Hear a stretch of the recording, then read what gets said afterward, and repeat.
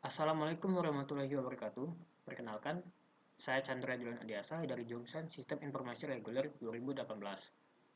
Di sini saya akan menjelaskan tentang analisis biaya manfaat atau cost benefit analysis pada proyek skripsi yang saya ambil, yaitu skripsi yang berjudul Sistem Informasi, Manajemen Pemasaran berbasis web pada CP IHANKO. Baiklah, langsung saja. Yang pertama itu ada rincian biaya pengembangan. Yang pertama itu ada hardware. Pada tahun ke-0 itu 7 juta, software pada tahun ke-0 itu 1 juta, dan SDM atau brandware pada tahun ke-0 itu 2.250.000. Lalu lanjut ke biaya operasi atau pemeliharaan. Pada tahun ke-1 itu 500.000, pada tahun kedua itu 1 juta, dan tahun ketiga itu 1.500.000. Jadi total biaya atau TB pada tahun ke-0 adalah 10.250.000, pada tahun ke-1 itu 500.000, pada tahun kedua itu 1 juta, pada tahun ketiga itu 1.500.000. Lanjut ke rincian manfaat. Yang pertama adalah manfaat wujud atau manfaat yang berwujud, yaitu adalah yang pertama itu ada pengurangan biaya operasional. Pada tahun ke-1 itu 1 juta, pada tahun kedua sebesar 1.250.000, dan pada tahun ketiga itu 1.500.000. Selanjutnya ada peningkatan efisiensi. Pada tahun ke-1 itu 500.000, pada tahun kedua itu 750.000, dan pada tahun ketiga itu 1 juta.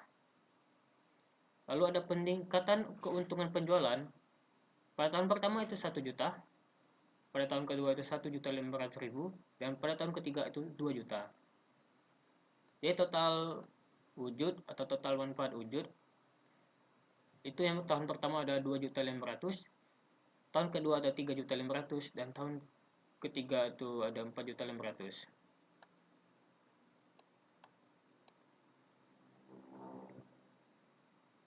Lalu ada manfaat tak wujud. Yang pertama ada peningkatan pencapaian target produk. Pada tahun pertama itu 1 juta, pada tahun kedua itu 1.500.000, dan pada tahun ketiga itu 2 juta. Lalu ada peningkatan pelayanan.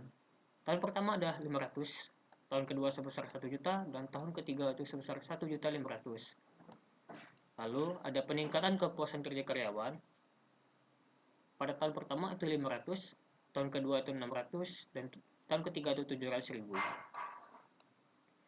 Lalu ada total dari manfaat tak berwujud adalah pada tahun pertama itu 2 juta, tahun kedua itu 3.100.000, dan tahun ketiga itu 4.200.000.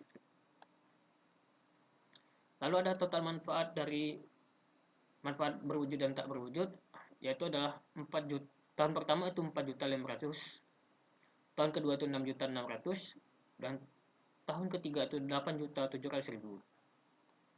Lalu ada profit, yaitu selisih dari total manfaat dan total biaya, yaitu tahun ke-1 adalah 4 juta, tahun kedua itu 5.600.000, dan tahun ketiga itu 7.200.000.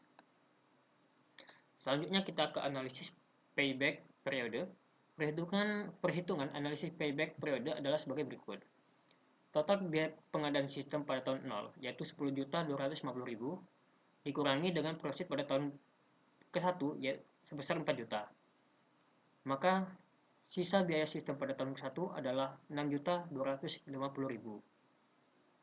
Lalu 6.250.000 ini akan dikurangi lagi dengan profit pada tahun kedua sebesar 5.600.000.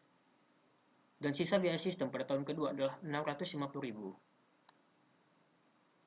Jadi sisanya adalah 650.000 dibagi dengan total biaya pengembangan yaitu 10.250.000 dikali dengan 1 tahun. Itu sama dengan 0,06 tahun. Sehingga payback periode sudah dapat dicapai pada tahun kedua, adapun secara detailnya adalah 2,06 tahun. Lalu lanjut ke analisis return on investment atau ROI. Dengan metode ini, maka presentasi manfaat yang dihasilkan oleh sistem tersebut dapat dibandingkan dengan biaya yang dikeluarkan untuk pengadaan sistem tersebut. Adapun perhitungan dari ROI sistem ini adalah biaya pengadaan sistem tahun ke-0 adalah 10.250.000, biaya perawatan sistem tahun pertama itu 500.000, biaya perawatan sistem pada tahun kedua itu 1 juta, dan biaya perawatan sistem pada tahun ketiga itu 1.500.000.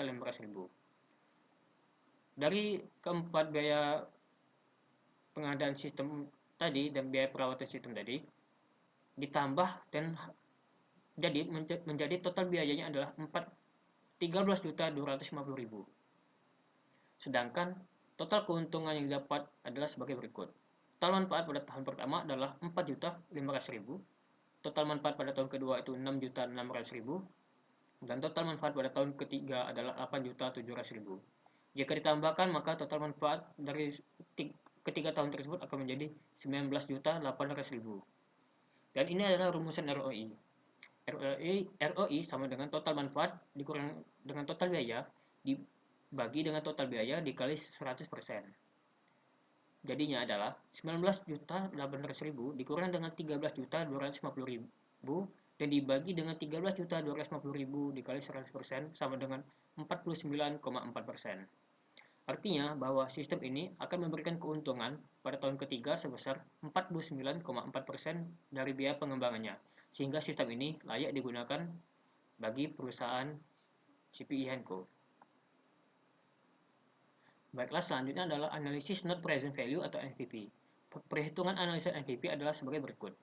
NPV sama dengan min nilai proyek plus prosit 1 dibagi 1 plus I persen pangkat 1 plus prosit 2 dibagi dengan 1 plus I persen pangkat 2 ditambah dengan prosit N dibagi dengan 1 plus I persen pangkat N.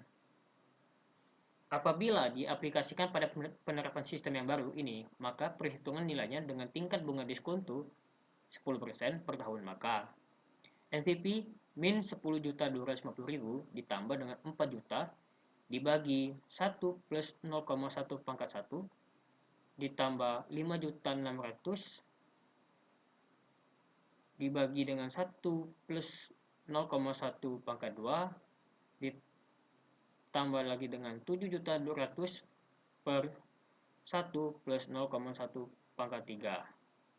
NPV yang didapat sama dengan 3.423.929,4. Dari hasil perhitungan di atas, dapat disimpulkan bahwasannya jumlah keuntungan yang diterima sekarang oleh perusahaan pada tahun ketiga apabila sistem ini diterapkan adalah 3.422.929,4 atau NPV lebih besar dari 0, maka proyek tersebut dapat dilaksanakan dan layak dilaksanakan. Lalu ada yang keempat adalah metode tingkat pengembalian internal atau IRR. Metode ini mencari tingkat bunga yang menjadikan jumlah sekarang dari tiap-tiap prosit yang diskontokan dengan tingkat bunga tersebut sama besarnya dengan nilai sekarang dari nilai proyek. Misalnya, I1 sama dengan 10%, maka NPV 1 adalah 3.423.929,4. Dan nilai NPV tersebut adalah positif. Jika I2-nya adalah 15%, maka menggunakan rumus tadi, NPV kedua sama dengan min 10.250.000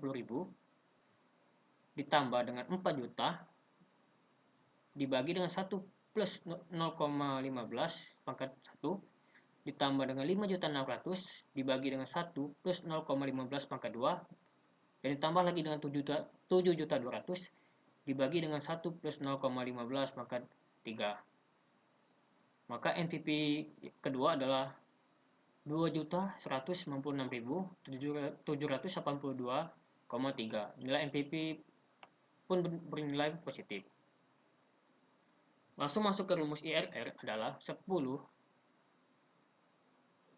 plus 15% min 10% dikali dengan 3.423.929,4 dibagi dengan NPV pertama dan NPV dikurangi dengan NPV kedua.